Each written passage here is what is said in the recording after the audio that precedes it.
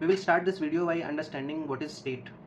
तो बहुत पहले जब देश नहीं होते थे, जब हम रिलीजन्स में बटे नहीं थे, जब कोई पॉलिटिकल सिस्टम एग्जिस्ट नहीं करता था, उस समय उस चीज़ को हम बोलते हैं state of nature. State of nature में क्या होता था, हर कोई इंडिपेंडेंट था, किसी के ऊपर नज़र रखने के लिए या उसको सीधा करने के लिए, उसको बदलने के लिए कोई राज्य नहीं था, कोई पुलिस नहीं थी, कोई व्यवस्था नहीं था। इस सिचुएशन में हर किसी के पास अनलिमिटेड राइट्स थे, तुम्हारा जो मन करे वो करो। जैसे आज हमारा जो मन करे वो हम नहीं कर सकते ना, क्यों? क्योंकि पुलिस है, एक सिस्टम है, एक व्यवस्था है। हमारे अधिकार की जो सीमा है वो वहाँ ख़त्म हो जाती है जहाँ से अगले इंसान के अधिकार की सीमा शुरू होती है। तो उस स्टेट को हम बोलते हैं स्टेट ऑफ नेचर। अब स्टेट ऑफ नेचर में अनलिमिटेड राइट्स थे, लेकिन कोई सिक्योरिटी थी क्या? कोई सिक्योरिटी नहीं थी। स्टेट ऑफ नेचर में माइट इज़ राइट का कॉन्सेप्ट था, जिसको कौटिल्य मत्स्य न्याय भी बोलता है। मत्स्य न्याय यानी big fish eating small fish, यानी एक ताकतवर इंसान अपने से कमज़ोर को दबा करके मार करके रख सकता था, और वाइसे वर्सा जब अगला इंसान ताकतवर होता है तो वो पिछले वाले को दबाता है, मारता है। तो माइट इज़ राइट के केस में there was neither security of life neither there was security of property. तो सब लोगों ने कहा कि यार ये मार काट कब तक चलता रहेगा। सब लोग एक साथ आए और एक सोशल कॉन्ट्रैक्ट हुआ। इस सोशल कॉन्ट्रैक्ट में लोगों ने अपने राइट्स सरेंडर किए। जब लोगों ने अपने राइट्स सरेंडर किए तो उन लोगों ने क्रिएट की एक नई एंटिटी, जिसे हम राज्य बोलते हैं या स्टेट बोलते हैं या सरकार बोलते हैं। अब से जब भी हम टर्म स्टेट यूज़ करेंगे उसका मतलब सरकार से, उसका मतलब व्यवस्था से।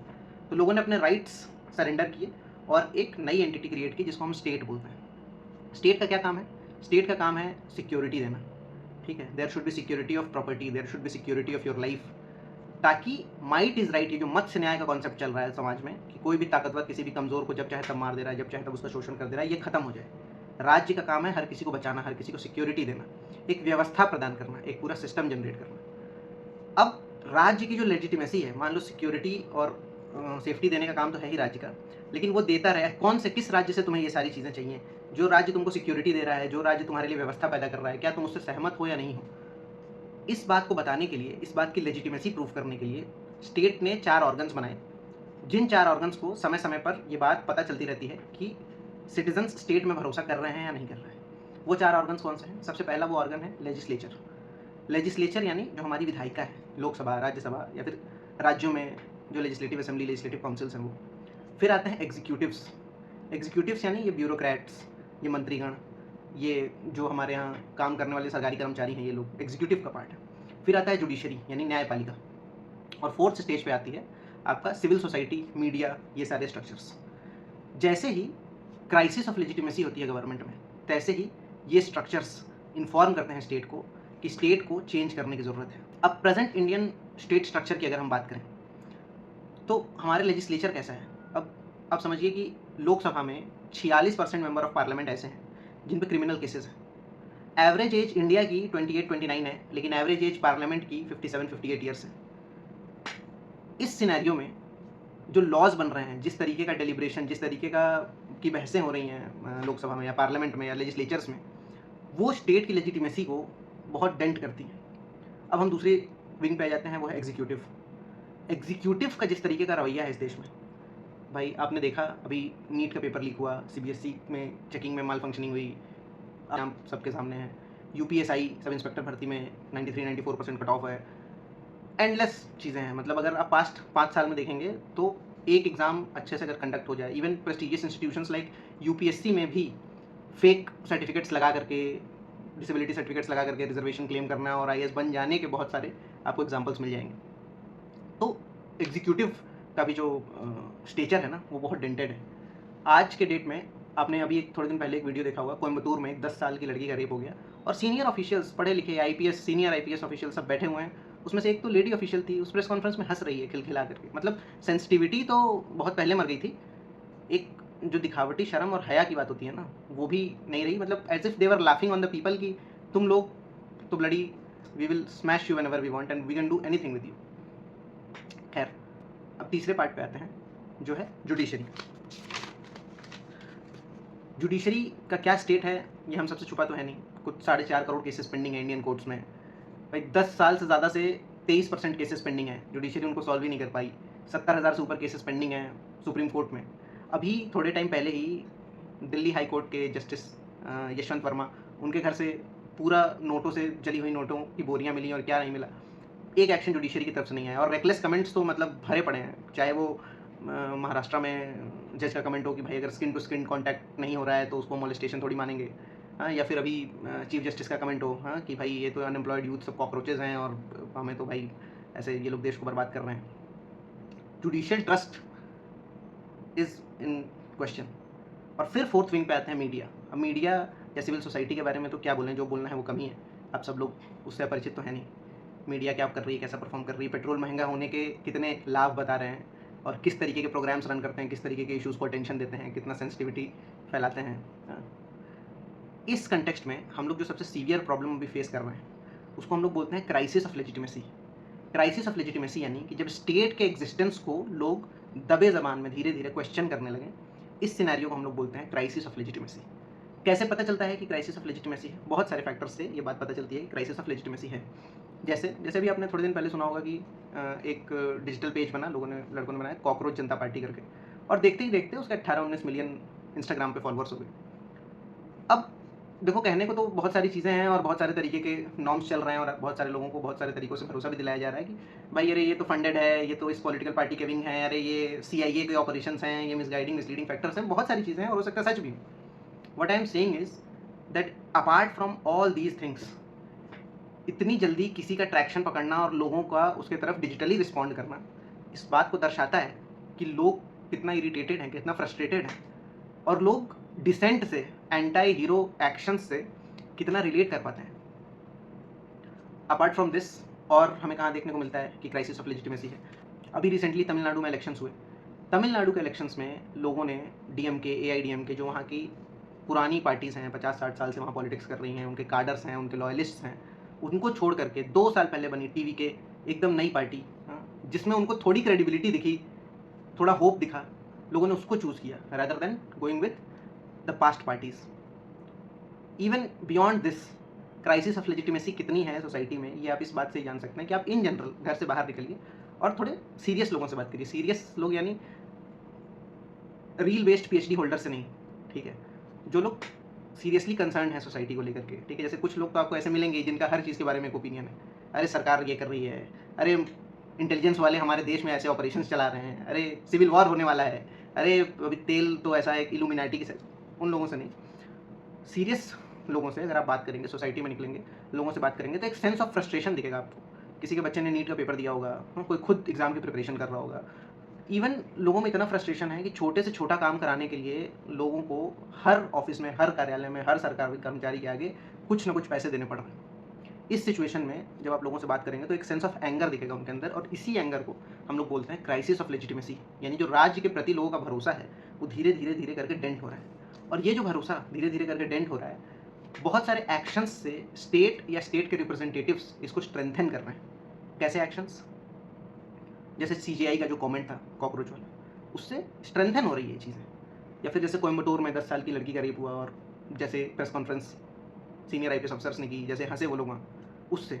जैसे नीट में, UPSI में, लेखपाल के यूपी में जो एग्ज़ाम हुआ है उसमें, जब लगातार पेपर लीक और एक भी एग्ज़ाम ढंग से ना कर पाने की न्यूज़ आ रही है और जैसे कमेंट्स लोग दे रहे हैं, उसके बाद मिनिस्टर्स जैसे कमेंट्स दे रहे हैं, कोई अकाउंटेबिलिटी नहीं सेट कर रहे हैं, तो लोगों का जो सत्ता में भरोसा है, सत्ता में विश्वास है, इवन प्राइम मिनिस्टर के कमेंट्स की पेट्रोल मत खरीदो, बाहर मत जाओ, घूमो नहीं, ऐसी चीज़ें, तो ऐसी चीज़ें over the period of time ना लोगों के मन में एक मिसट्रस्ट फ्यूल करती हैं। सब कुछ हम ही करें तो सरकार किस लिए चुनी है हमने?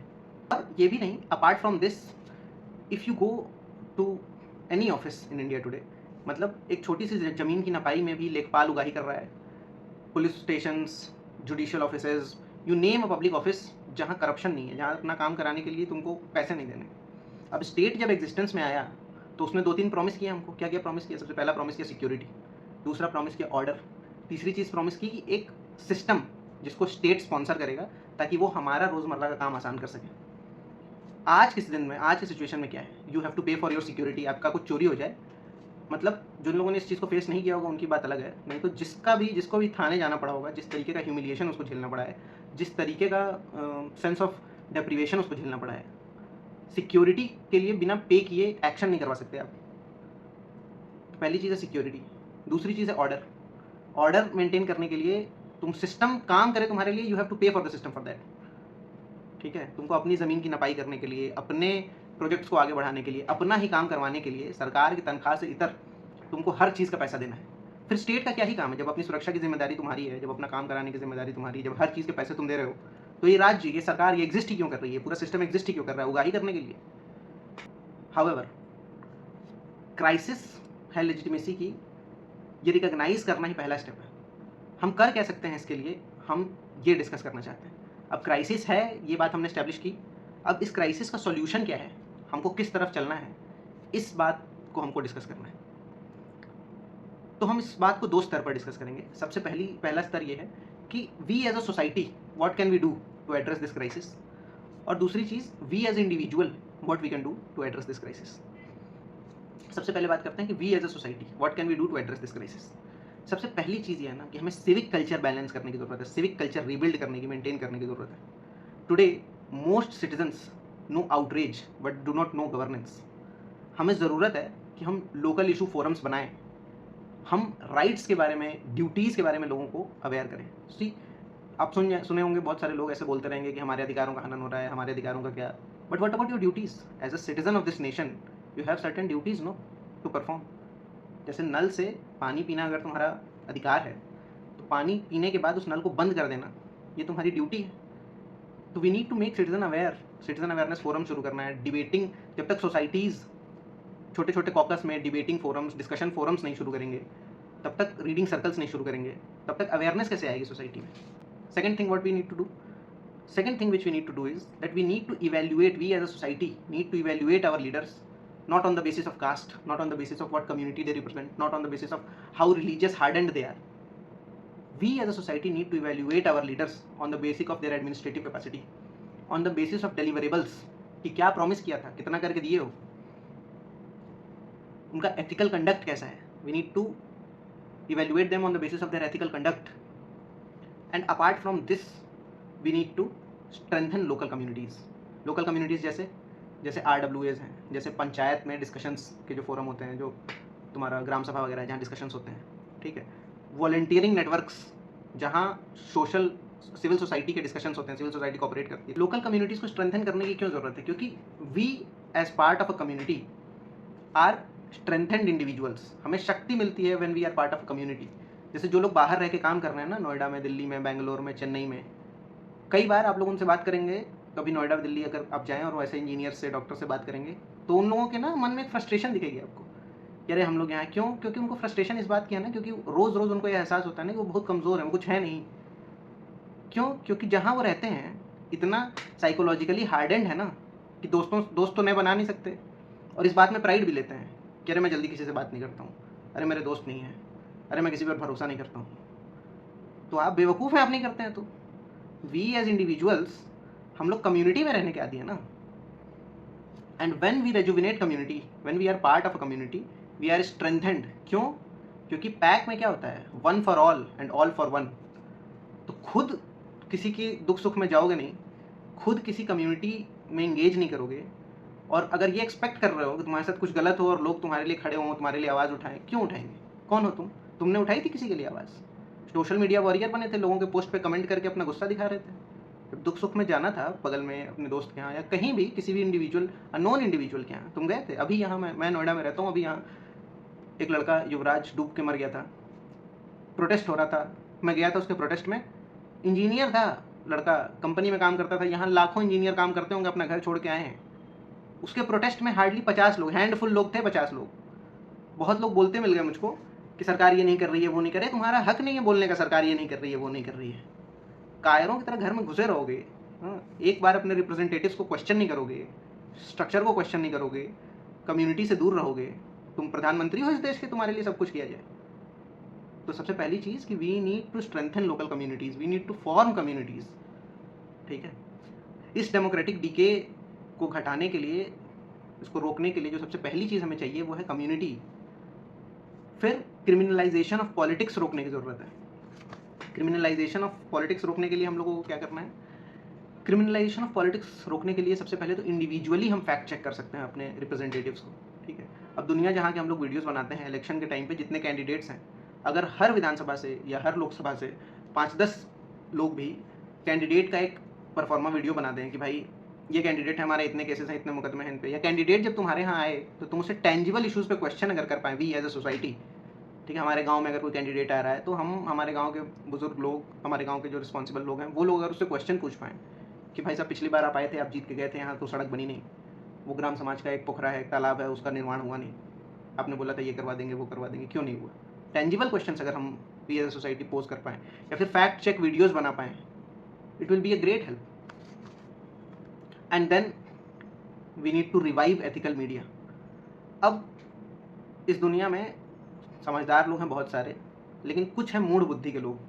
अनफॉर्चुनेटली सोशल मीडिया आने की वजह से जो मूढ़ बुद्धि के लोग हैं ना, उनको वॉइस मिली और वो सब चिल्लाने लगे, तो एक ऐसा डिपिक्शन, एक ऐसा फिगर बन गया कि इस दुनिया में बहुत सारे लोग ऐसे ही हैं, बिना बात के बात करते हैं, शोर मचाते हैं, कुछ भी बोलते हैं, जबकि ऐसा नहीं है. ठीक है, क्योंकि उनके पास सोशल मीडिया का एक्सेस है, ट्विटर, फेसबुक, इंस्टाग्राम और इन सब चिल्लाने की आज़ादी है, तो एक पिक्चर पेंट हो जाती है कि world is like this. But in our society we have people who stop and understand before they react. ठीक है, हम लोगों को who are mature enough to stop and understand before they react. We need to support credible work. ये जो outrage, addiction, sensationalization of events हैं, इसको रोकने की ज़रूरत है और credible reporting को व्यूअरशिप देने की ज़रूरत है.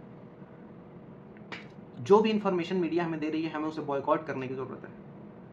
इवन जो प्रोपोगेंडा रिलेटेड जर्नलिस्ट्स हैं, जो प्रोपोगेंडा पे ही जीते हैं, जो पार्टी के एक्सटेंडेड स्पोक्स पर्सन्स हैं, भले हम उस पार्टी की आइडियोलॉजी से कन्फर्म करते हो, लेकिन हम अपने देश से ज़्यादा थोड़ी प्यार करते हैं किसी पार्टी से. उन एंटी नेशनल जर्नलिस्ट्स को, उन आइडियोलॉजिकल बाउंड डॉग्स को बार करने दें, उनको ना सुने. कम से कम हम इतना तो कर ही सकते हैं. And then as a citizen हमें क्या करना चाहिए? सबसे पहले तो हमें इंस्टीट्यूशनली लिटरेट होना चाहिए. भाई at least be aware of your rights. Fundamental rights तो पता ही हो, at least be aware of your rights. B aware of institutional functioning कि कौन से इंस्टीट्यूशन का क्या काम है इस देश में, पुलिस का क्या काम है, जुडिशरी का क्या काम है, किस इंस्टीट्यूशन का क्या काम है. इंस्टीट्यूशनली लिटरेट रहो, अपने ड्यूटीज़ को लेकर के लिटरेट रहो कि you as a citizen of this nation तुम्हारी क्या ड्यूटी है. अगर आप समझ रहे हैं कि हमें कोई काम नहीं करना, हमारी कोई ड्यूटी नहीं है, स्टेट हमारा साथ देता रहे, स्टेट हमको प्रमोट करता रहे, स्टेट हमारे लिए सब कुछ आसान करता रहे, स्टेट क्यों करेगा आपके लिए सब कुछ आसान? आप अपना काम नहीं करोगे तो स्टेट अपना काम क्यों करेगा? स्टेट कोई ऊपर से मार्स से तो आया नहीं है. स्टेट भी हमारे जैसे ही सोसाइटी के लोगों से मिल करके बना है. अगर we as a society, we as individuals are not aware of our duties, why should state be aware of its duties? State भी अपनी ड्यूटी को इग्नोर करेगा, नेगलेक्ट करेगा. Then what we need to do, at least अगर आपको कोई media report पसंद नहीं आ रही है तो अपने लोकल इश्यूज़ को रिपोर्ट करिए. छोटे मोटे वीडियोज़ बना दीजिए, अवेयरनेस वीडियोज़ बना दीजिए, पॉलिसी एक्सप्लेनर वीडियोज़ बना दीजिए. एटलीस्ट अपने क्षेत्र में कोई काम नहीं हुआ है तो एक RTI फाइल करके उसकी इन्फॉर्मेशन तो ले ही सकते हैं. Then what we need to do as individuals, and this is most important thing which we need to do, we need to read more. We need to read in order to expand our mental faculties. We need to read so that we do not be वो मूड बुद्धि वाली जो category है ना, who are always angry, who are always cynical, who are tribal in their nature. Tribal in their nature यानी अरे हम फलाने जाति के, हमारी जाति का फलाना इतिहास है, अरे हम लोग तो सबसे ऊपर हैं, बाकी सब तो हमारे नीचे हैं, ये लोग तो कुछ नहीं जानते हैं, कुछ नहीं करते हैं. तो उस ये जो निकृष्ट कम्युनिटी है, तुम इसमें फॉल ना करो. इसके लिए रीडिंग, अपने मेंटल फैकल्टीज़ को ब्रॉड करना बहुत ज़रूरी है. ठीक है, we as individuals we need to read more in order to be more conscious citizens of this nation. And then after everything that I have said, each one of us need to initiate one change, just one change. मतलब either plant one tree or educate one child who comes from very poor background. File at least one RTI for any wrongdoing which you see. File one complaint. ठीक है, अपने district administration में कुछ भी गलत देखो तो कम से कम एक कंप्लेन करो, कुछ नहीं तो एक वीडियो किसी गलत चीज़ को लेकर के बनाओ. Do you as a individual at least do something which is in public interest, which is in interest of this country, which is in interest of your society. Don't be that tacit individual जिसको लगता है कि अरे एक दिन सब ठीक होगा, एक दिन जब युद्ध हो जाएगा तो हम उस दिन महारथी बन के निकलेंगे. महारथी को एक दिन में नहीं बनते. And then after everything that I have said, I have just one request to make, that don't be anti-state in the name of reforms. कि भाई हमें सब कुछ बदलना है, हमें राज्य नहीं चाहिए, हमें सरकार नहीं चाहिए, हम तहस नहस कर देंगे, फोड़ तोड़ देंगे, सब वायलेंट हो जाएंगे तुरंत. Don't be anti-state in the name of reforms. Neither be too much pro-state in the name of patriotism. कह रहे पार्टी जो कर रही है अच्छा कर रही है, सरकार जो कर रही है बहुत अच्छा कर रही है, हम सरकार को कुछ नहीं बोल सकते। बिल्कुल नहीं। Protect your institutions, respect your nation, respect your public officials, but always demand accountability from them. And if they fail to give that accountability, demand change and achieve change. That's all from my side. Thank you so much.